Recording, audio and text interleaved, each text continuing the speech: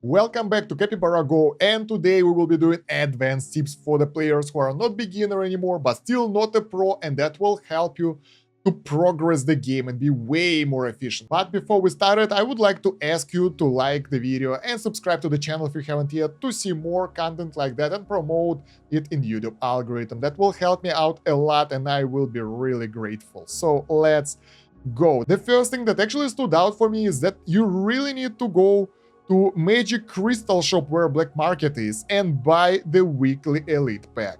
There is only one per week, so you can get more than that in the normal ways, and this is actually the best purchase for those Magic Crystals. The other way is to save them up and get maybe statues, or, well, yeah, pretty much that's it. Lucky Silver Coin doesn't worth it for that amount of crystals. If you have too many, go for your pets, most likely. Legendary keys are also an option, but not the best one. Since we are in the shop, in the store, let me go over the guild one as well. Here you would like to buy the Lucky Gem Bag and Gem Chest, because Gem Chest can provide you with the same Arcana collectibles that are really hard to get without it, and even with the gem chest it's still very hard, so that will be a good investment right now. And legendary keys are always a good option as well. So if you have plenty of the guild tokens, and you should have them right now with the guild wars and everything, you should be able to afford all of those every month. So yeah, other than that, buy whatever you need here, it's up to you. I'm just saving up for those and not spending on anything else. You probably know about the black market, that here you would like to buy the gold horseshoes when they are on that discount. That's a really good deal. And sometimes there are legendary keys here that are really good as well. With any discount, they will be better than just buying them straight away. So yeah, make sure to check it daily in order not to miss those deals. There is also other way of getting the packed scrolls by doing the wishing that will cost you diamonds, and it has a pretty decent 4% rate to get them, but you can never have too many, so buying them beforehand will save you on diamonds and you will be able to progress your inheritance way earlier. Because yeah, if you don't know, they are being used to upgrade your inheritance skill nodes, and the further you go, the more you will need, so trust me, you won't regret the decision. Since we're talking about the black market and buying and selling stuff, let's go to the store, to the shop, and here you don't want to do legendary treasure chest anymore ever. You would like to do the limited secret chest, because this one will rotate. The rotation is, I think there are 4 sets on a weekly rotation, so every week you will get another set and they will go in circles, and then you will get what you need.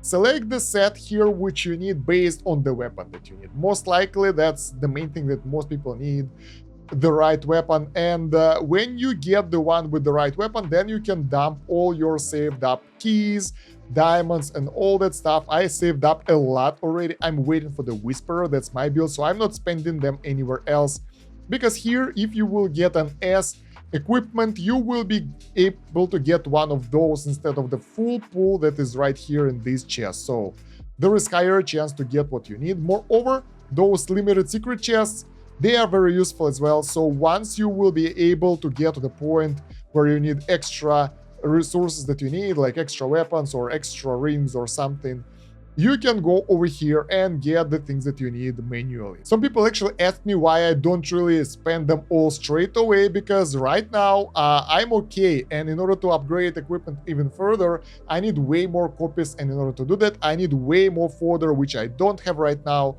so that's why it's saved up over here until I will be able to afford to get them with the fodder, because you never know which things you will need, and that will allow you to buy the things that you need, well, pretty much straight away. Now, another nice tip will be regarding the energy events. Those ones where you have to spend daily energy in order to get some type of resources and compete with other players on the leaderboard. As a free-to-play player, you will most likely won't be able to reach the top spot, but it's possible. I've been free-to-play player and I've managed to reach top 3 several times. But as you can see, as a pay-to-win player, it's really hard to reach the top player here, because there are things that help you out. But there is a tip that can help you to get an edge and get higher rewards, because it's pretty nice. Anyway, wait until the last day of the event. During that day, you can spend all your stamina on your travels here or something. And during that last day, don't use up your extra stamina over here yet. So all those chances for ads from daily packs, from your cards and everything should stay. And only when the time is close to an end, like when the new event is about to start, when the current one is about to finish, and if you're going to bed, then you would like to do that. So basically you will recover energy during the day and you will get extra 60, well, whatever energy you have in your storage by the time, saved up, and then you can use up all the cards. So that works really well in order to get a bit of an edge. I used it a couple of times before and it works. The only exception is if you can secure the higher spot, higher tier of rewards, that will be worth more than saving up. So it's up to you to decide, but sometimes you are like in the top place or no one is going to take your place anyway, you can climb higher and that will help you to get a bit more rewards. Some pay-to-win advice, guys, cards are nice, that's why free-to-play players can catch up. You have, this is for everyone, 20 gems now, this one ad-free gives you 50 gems, 200 gems here, 200 gems here, and 50 energy and 50 energy over here. That's a lot of stuff. And can you imagine that free-to-play player have to go without that? I can. I've been free-to-play for a while, so it's really hard to compete with the pay-to-win players, and as a free-to-play player, you should just enjoy the game. There are some things, though, they will be in this guide as well, that will help you to progress more smoothly. So keep tuned for that. Since we're talking about events, another thing that you should make sure that you do is to collect to redeem the rewards. Several times I forgot to redeem the rewards because I usually wait till the last day to make sure that I have enough resources to know what I can get, and I'm doing it for all the events. The big one like the winter event, the smaller events like super sweep, I always save up till the end so I can get the best rewards here, and a couple of times I forgot to actually claim the rewards and everything was lost. So make sure that you double check that you are not missing out on your last day of the event, so you will be able to get that. Another thing regarding the event that will help the free-to-play players as well, for the growth events, you already know what you need to save. Let me go over that really fast. Those are pet eggs, those are gold horseshoes, spirit stones, and the chests that are over here. Those, well, you would like to save mostly silver, gold, and pet chests because they give you way more points, but you just open them only during the growth events because that will give you way more rewards. And even as a free-to-play player, you can get the leaderboard. I actually managed to score the leaderboard rewards a couple of times before going pay-to-win. So I scored in top 10 several times, and that's really important because you will get those Dark Moon gold tickets that are essential to getting that mount that will give you damage reduction. So Toffee can be obtained only using those tickets, so that's why you would like to be really smart about that. First of all, you calculate that if you have enough resources to finish the round, that's obvious. And then you can just wait until the last day again. And if you feel that someone is pushing, this is more for pay to win already, if someone is pushing, or you can push into the next bracket. So, for example, you're on spot 11 and you need like 1k points to get to 10th spot and get to the higher bracket for more rewards. You just wait until the last 5 minutes, 10 minutes of the event, and then you just burn that a little bit extra resources in order to push yourself to the next bracket. That will allow you to get higher score, and if you do it earlier, people might go over you, but doing this in the last minute, not actually minute, 10 minutes, because it takes a while to burn the resources, will secure your higher spots, so that might be useful and might give you more rewards. Now there is a small thing that I found just recently, that you can click on the ranking over there in the menu and see chapter progression. So that will allow you to know if you can actually push towards the New World leaderboard to get rewards or not. I can, surprisingly. And if you are wondering what kind of equipment do you want to get and where to move forward, you can click on the top players over here, or not the top players, and see what do they use and kind of get some understanding on what kind of builds you can go for. Those are not always reliable, but most of the time they are, so you will know what to go for. And that's a good milestone that you can check and to see how powerful other players are. Now let's move on to the inheritance a little bit, and here you would like to focus only one major inheritance that works for your build. For me, it's Ranger, so I'm working only on those major nodes over here. And the thing is, most of the useful inheritance for us guys, for everyone, will be Ranger or Gust, and they are pretty far, they are pretty expensive and take a lot of time. So what do I usually do? Let's speed this up really fast for money. There we go. I usually go for those nodes for overnight because they take 8 hours right now. So the longer ones, I leave them for overnight stuff or when I'm AFK, when I'm not playing the game. And I let them run just like that. And during the shorter runs, I go for something faster, like for example, the bone inheritance here. Because that's way faster, that gives you some stats. I don't need those, I'm talking about the right stats mostly. And you can farm them during the day, that's easy, so you can click research and get the rewards in like 30 minutes, so it's all cool. The thing is, you really would like to upgrade your main bone inheritance as well. Wow, that was unexpected. Because here you will be able to get the tier 2 inheritance legacy way faster than you would do it on any of other builds. The difference is insane. And you will need that to upgrade your weapons and equipment higher than level 70 to advance it again, and that's really important because right now my bow is at 177k damage, and you can take a look at the difference. The same bow at level 80 gives me 275k attack, so it's way more powerful just by getting into the next tier. Same with the revival cape. This will give us way more stats. Also, it's more efficient to actually focus on one piece of equipment because of that, so every next advance will give you way more stats than a couple of other things. And you can do that if you have enough of those scrolls for equipment. That will allow you to tier up stuff more. So we can see the difference here. Level 60 ring will give us 43.9k attack, and level 50 ring will give us only 19k. So that's like more than 2 times, and that gives you way more advantage, and it gets even further at the higher levels. So what you can do, you can go here, equipment level down all the equipment, and focus on the things that you need, like weapon, then the armor, then the rings, then the accessories. That will help you out to get a bit more powerful. Since we are in the equipment, let's talk about another tip. Sometimes I would like to switch the armor from Dragon's Breath armor to something more damaging like Tunic. I don't do it that often. You can just equip this one. But you will lose quite a lot of stat bonuses here because it's not upgraded. So that's like 200k HP. It's like it's about 40%.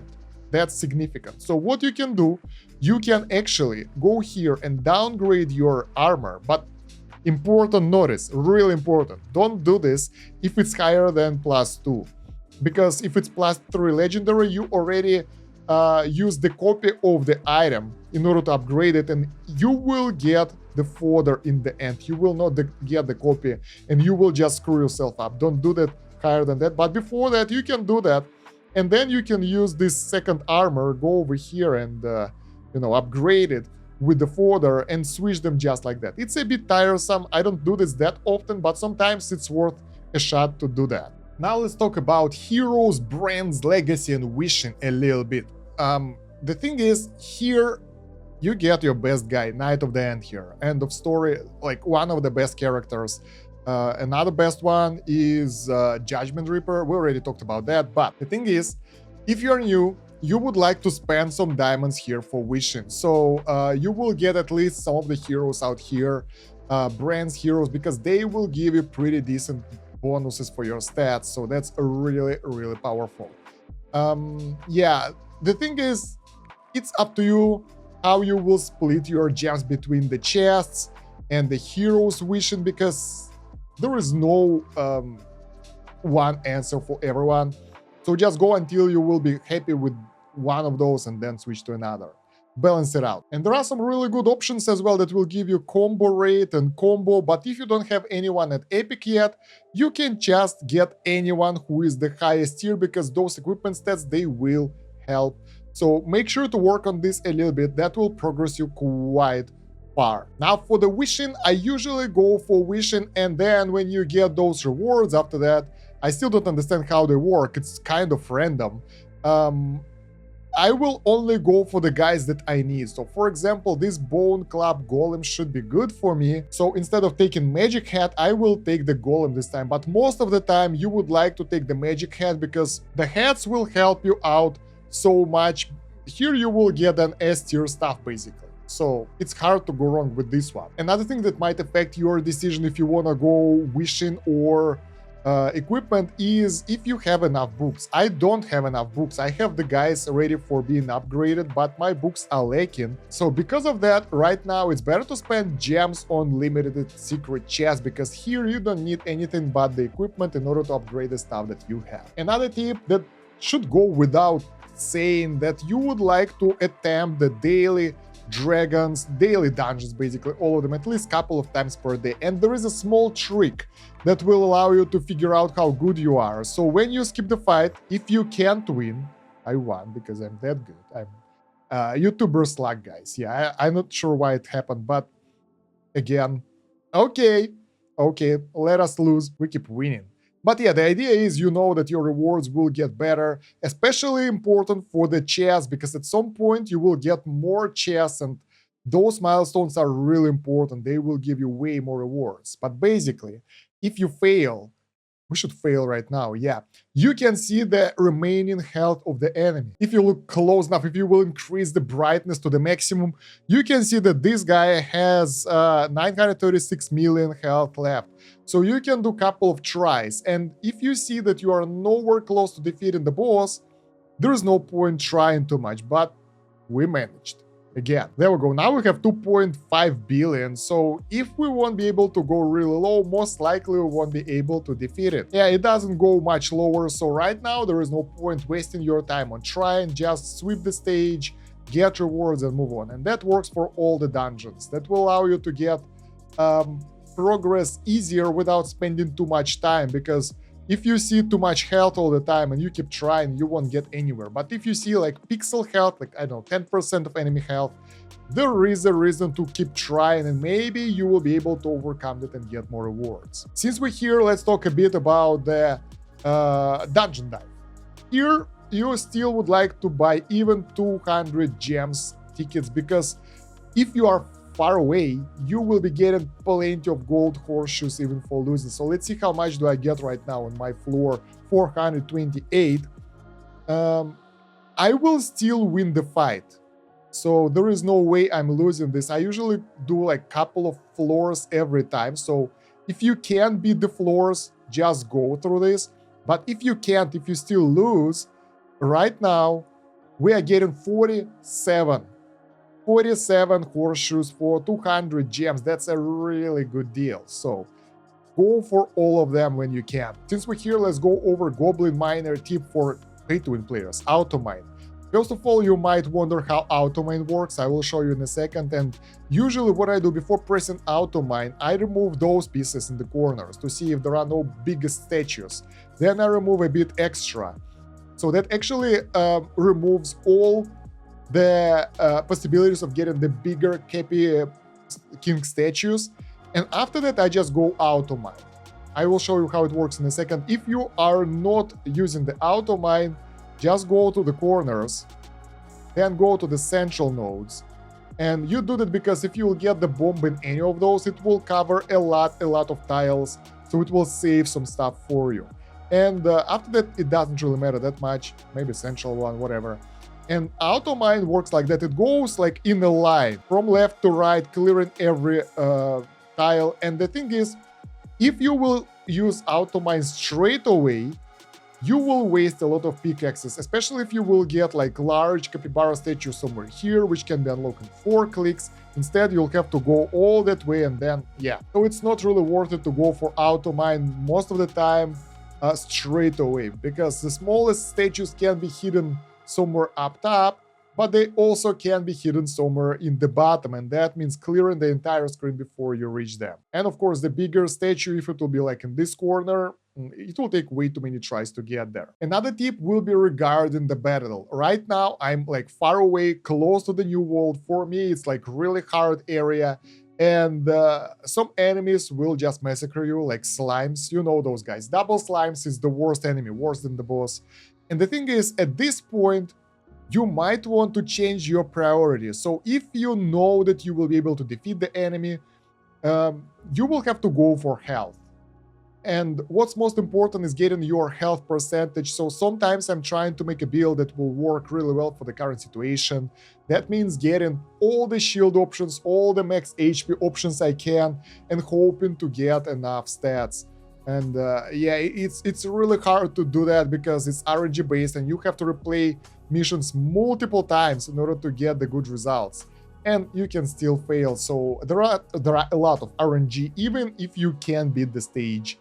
And it will depend on your build, but for most players, you will have to replay some chapters a couple of times because they can be really complex. Speaking of survivability, let's talk about one important stat that I forgot to mention, the damage reduction. So the damage reduction is hard. It consists of several things. I have the whole write-up regarding that on the wiki. Thanks to, by the way, credit goes to Rain from official Discord for writing that. I just copied that and maybe adjusted it a little bit. But basically in chapter 1 to 80, the early game where we are, most of us are basically, maximum damage reduction is kept at 75%. In chapter 81 to 100, it will be 120 to 125.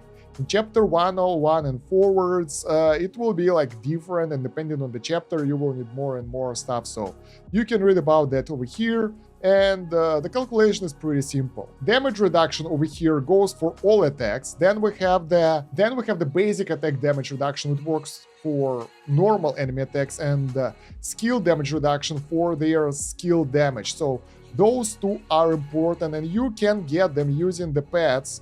So if you go to the pet menu, pet list, and here you get the build, you would like to get the right builds for your pets. And in order to get that damage reduction, you need to reroll them quite a lot, and it will take a while, but you will get there.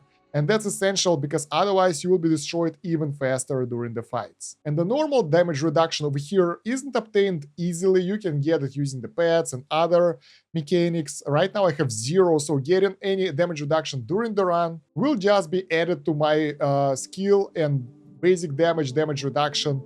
And it probably won't help me that much because I already have more than 75 and not in stage 80 plus yet. So yeah, in this case you would like to work hard on survivability, and the main survivability thing for you is health. So increasing the health pool will increase your survivability because most things scale from your health regen, your shields, health recovery, all of that is scaled from health, other than the, I think only life leech and little Ellie pet damage healing scales out of the player attack. And yeah, guys, I think that's all the tips I can come up with right now. I hope they were useful. If you have extra tips for the advanced players, share them down below in the comments. That will help community drastically. And I will be also grateful for that because it will promote the video in YouTube algorithm just as your likes and subscribe. So if you haven't did that yet, please do. And check out the video description and the pinned comment for the links, playlists, LD players, you can play it on the PC. That's a really good stuff to do, to be honest. Wiki link, my Discord link, which is a hub of my community. I have 3 YouTube channels, Twitch, and a lot of other stuff. So if you wanna get more familiar with me, Discord is a nice place to be. I actually started live streaming recently again, so you can get the notifications in the Discord so you won't miss the stream on Twitch or YouTube, whatever it will be. And yeah, other than that, thank you very much for watching. It's been Stan Kosh. Have a good one. Bye.